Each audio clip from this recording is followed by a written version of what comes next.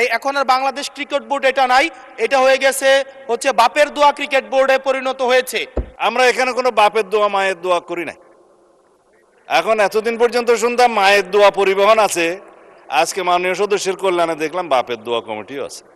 আজকে যেই বিলটি উত্থাপন হয়েছে, জুলাই গণ অভ্যুত্থানে অংশগ্রহণকারীদের সুরক্ষা ও দায় নির্ধারণের লক্ষ্যে যে বিলটা আনা হয়েছে, সেই বিলে যদি আমরা দেখি এখানে কমিশন বলতে জাতীয় মানবাধিকার কমিশনকে বোঝানো হয়েছে এবং এখানে ২-এর ঘতে সংজ্ঞার মধ্যে আমরা যদি দেখি বিশৃঙ্খল পরিস্থিতির অপরাধমূলক অপব্যবহার, এটার ব্যাখ্যাটা দেওয়া হয়েছে রাজনৈতিক প্রতিরোধের পরিবর্তে সংকীর্ণ ও ব্যক্তিগত স্বার্থে সংঘটিত যে হত্যাকাণ্ডগুলো হয়েছে এটাকে একভাবে দেখা হবে।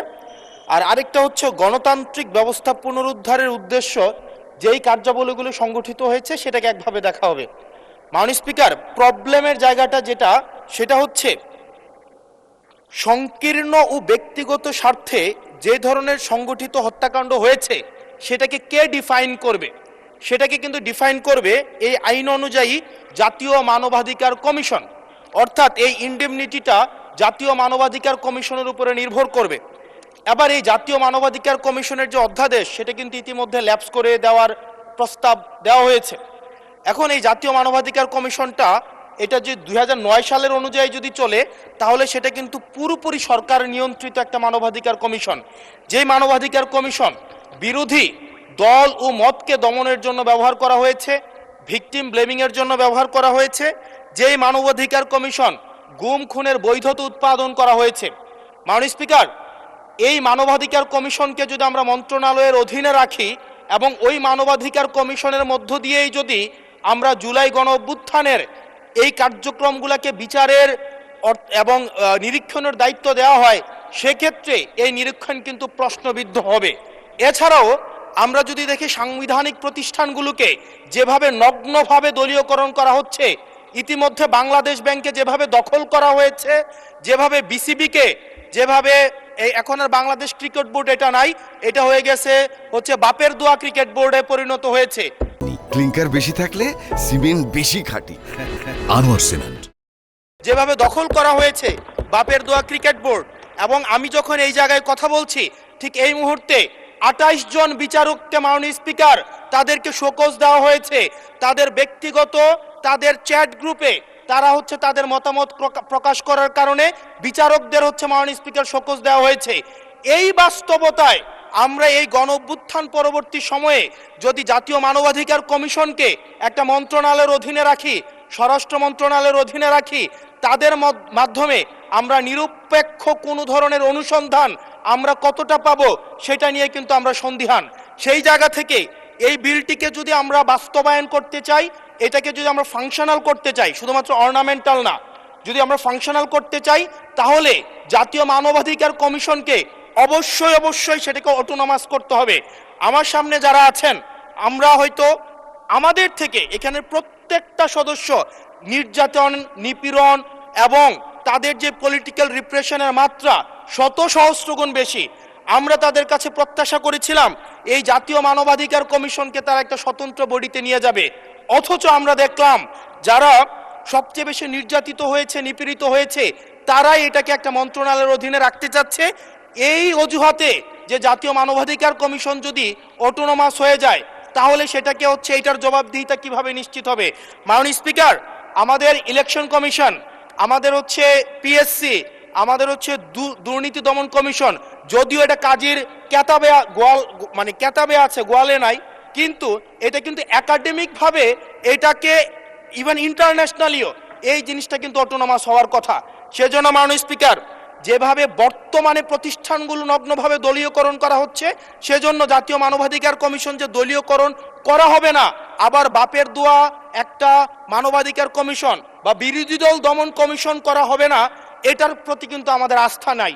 সেই জায়গাটা থেকে আমরা আপনার মাধ্যমে আমরা এই আমাদের মাননীয় স্বরাষ্ট্রমন্ত্রী সহ আমাদের এইচপিএম এর কাছে অনুরোধ থাকবে এই বিলটা পাশ করার আগে যেন জাতীয় মানবাধিকার কমিশনের আমরা এটা যেন ইভেন উনার দলেরও একজন মাননীয় সংসদ এই বিষয়ে বক্তব্য দিয়েছেন এবং উনি পয়েন্ট বাই পয়েন্ট এই বিষয়গুলোকে ব্যাখ্যা করেছেন। যদি জাতীয় মানবাধিকার কমিশন দলীয়করণ করা হয়, দিন শেষে গুম খুন থেকে শুরু করে আমাদের এই জুলাই ইনডেমনিটি, এইটা দিন শেষে হচ্ছে যে পেপারেই থেকে যাবে, এটা দিন শেষে কোনো বাস্তবায়ন হবে না। সেই জন্য মাননীয় স্পিকার, এই বিলটা পাশ হওয়ার আগে আমাদের জাতীয় মানবাধিকার কমিশনের এই বিলটা হচ্ছে সুরাহা হওয়া, নিষ্পত্তি হওয়া জরুরি। না হয় বিসিবির মতো আমরা আবার বাপের দোয়া কমিশন দেখতে পাবো, আমরা হচ্ছে বাংলাদেশ ব্যাংকের মতো আবার দলীয়করণ দেখতে পাবো, আমরা বিশ্ববিদ্যালয়গুলোকে যেভাবে এক ধরনের দলীয়করণ করা হয়েছে আমরা সেটি দেখতে পাবো, আমরা বিচার বিভাগকে আবার যেভাবে এখন ভয়ের মধ্যে নিয়ে যাওয়া হচ্ছে। ধন্যবাদ মাননীয় সদস্য। কিসের মধ্যে কি পান্থাবাতে গিয়েছে। যাই হোক, মানে স্পিকার, আমাদের উত্থাপন করার বিষয়টা হচ্ছে জুলাই গণ অভ্যুত্থানে অংশগ্রহণকারীদের সুরক্ষা দেওয়ার জন্য, সাংবিধানিক এবং আইনি সুরক্ষা দেওয়ার জন্য। সেটা জাতীয় দাবিতে পরিণত হয়েছে, জুলাই যোদ্ধাদের দাবি ছিল।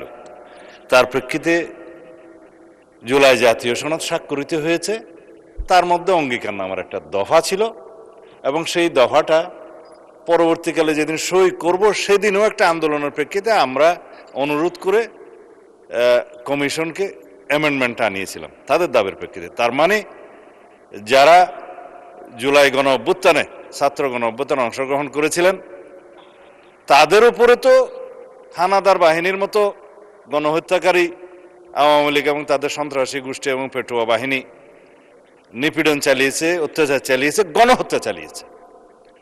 জনতার প্রতিরোধের মুখে তাদের মধ্যেও কেউ কেউ প্রাণ হারিয়েছে, এটা যুদ্ধের ময়দানে ফয়সালা হয়ে গেছে, আমরা বলেছি। সুতরাং তাদেরকে সাংবিধানিক এবং আইনি সুরক্ষা দেয়া দরকার। সেই প্রেক্ষিতে এই আইনটা, অধ্যাদেশটা ইন্টারিম গভর্নমেন্ট প্রণয়ন করে সবার মতামতের প্রেক্ষিতে। হ্যাঁ, এখানে যদি আপনি সংশোধন আনয়ন করতে চান, মাননীয় সদস্যের উদ্দেশ্যে বলছি, সেটা সেকেন্ড রিডিং মধ্যে আপনি সংশোধনে আনতে পারতেন, আগে নোটিশ দিতে পারতেন, সেই সংশোধনীগুলো নিয়ে আমরা আলাপ করতে পারতাম।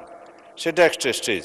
এখন বিল উত্থাপনের পরে বা উত্থাপনের অনুমতি চাওয়ার পরে আপনি পারেন বিধি মোতাবেক ৭৪, ৭৫, ৭৬ বিধিতে পারেন, কিন্তু এর প্রেক্ষিতে আমার যে জবাবগুলো আজকে দিতে হবে ফর রেকর্ড, সেই জবাবগুলো আমার বলা উচিত, জবাব দেওয়া উচিত। এখানে ক্রিকেট কন্ট্রোল বোর্ড কিভাবে আসলো মাননীয় স্পিকার? বাংলাদেশ ক্রিকেট কন্ট্রোল বোর্ডের ইন্টারিম গভর্নমেন্টের সময় তৎকালীন ক্রীড়া উপদেষ্টা ক্ষমতার প্রয়োগ করে সারা বাংলাদেশের জেলা কমিটিগুলোকে প্রভাবিত করে সেভাবে নিয়ে আসে।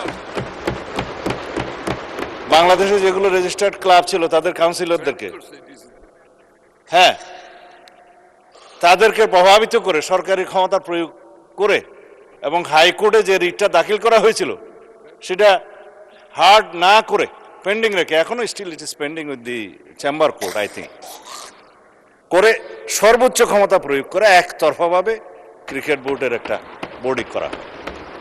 তার প্রেক্ষিতে বর্তমান গণতান্ত্রিক সরকার মাননীয় ক্রীড়ামন্ত্রীর নেতৃত্বে তিনি একটা ইনকোয়ারি বোর্ড করে দিলেন কি কি অনিয়ম হয়েছে না হয়েছে ফাইন্ড আউট করার জন্য। সেই তদন্ত কমিটি রিপোর্ট প্রদান করার পরে তারা ডিক্লেয়ার করলো এখানে যথেষ্ট অনিয়ম হয়েছে, আরো অনেক কথা আমি বলতে পারতাম, বলছি না।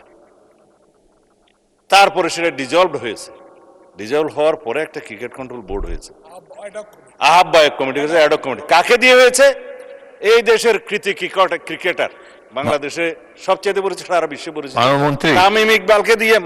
মাননীয় স্পিকার, আমি জানি আপনার সময় নষ্ট করছি, কিন্তু ফর রেকর্ড আপনি জুলাই অভ্যুত্থান সুরক্ষা এটার উপর বলেন। ক্রিকেট কন্ট্রোল ক্রিকেট বোর্ডের অ্যাডক কমিটিটা করা হয়েছে। আমরা এখানে কোনো বাপের দোয়া মায়ের দোয়া করি নাই। এখন এতদিন পর্যন্ত শুনতাম মায়ের দোয়া পরিবহন আছে, আজকে মাননীয় সদস্যের কল্যাণে দেখলাম বাপের দোয়া কমিটিও আছে।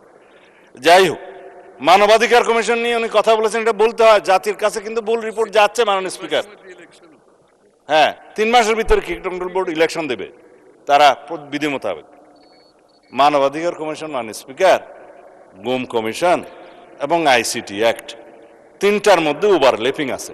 আইনমন্ত্রী পরিষ্কার করে কয়েকদিন আগে বলেছেন, আমরা একটা স্বাধীন মানবাধিকার কমিশন করতে চাই যার সাথে মিল থাকবে গুম আইনের, যার সাথে মিল থাকবে আইসিটি আইনের।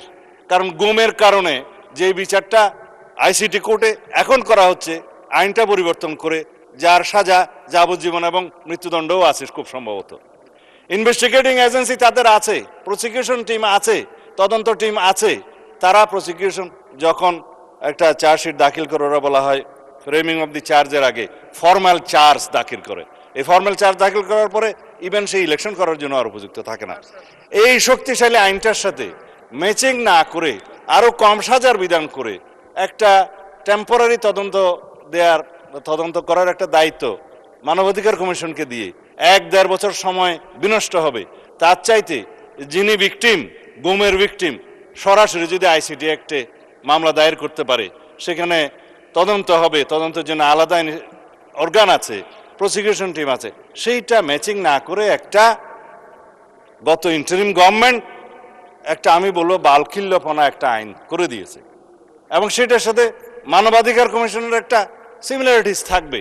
স্ট্রং মানবাধিকার কমিশন আমরা করতে চাই। এখন যে মানবাধিকার কমিশনকে যে সমস্ত ক্ষমতা দেয়া হয়েছে, তার সাথে স্টেক হোল্ডারদের আলাপ আলোচনা ছিল না। স্টেক হোল্ডারদের সাথে আলাপ আলোচনা করতে হবে। We have a hill tax problem. বাংলাদেশে এলজিবিটিকিউর প্রবলেম আছে।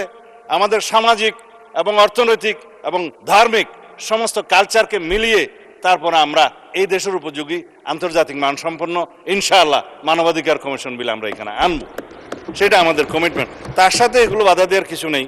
বিশ্ববিদ্যালয় এবং বাংলাদেশ ব্যাংক দখল কারা করেছিল মাননীয় স্পিকার ইন্টারিম গভর্নমেন্টের সময়, সেটা এই দেশের মানুষ জানে। বাংলাদেশ ব্যাংক কাদের নেতৃত্বে কিভাবে বাংলাদেশের অর্থনৈতিক নৈরাজ্য সৃষ্টি করেছে। আমরা মনে করেছিলাম বাংলাদেশের অর্থনীতিটা পুনরুদ্ধার করার জন্য তারা কাজ করবে, বিপরীত করেছে। আমরা এখন সাফার করছি। আর বিশ্ববিদ্যালয়, সমস্ত বিশ্ববিদ্যালয়ের ভাইস চ্যান্সেলর সহ অন্যান্যদেরকে কারা নিয়ন্ত্রণে নিয়েছিল মানুষ, এগুলো আমরা বলতে চাই না। এই ফ্যাসাদে আমরা যেতে চাই না। যাই হোক, মানে স্পিকার, আমি বিল উত্থাপন করতেছি যদি আপনি অনুমতি দেন।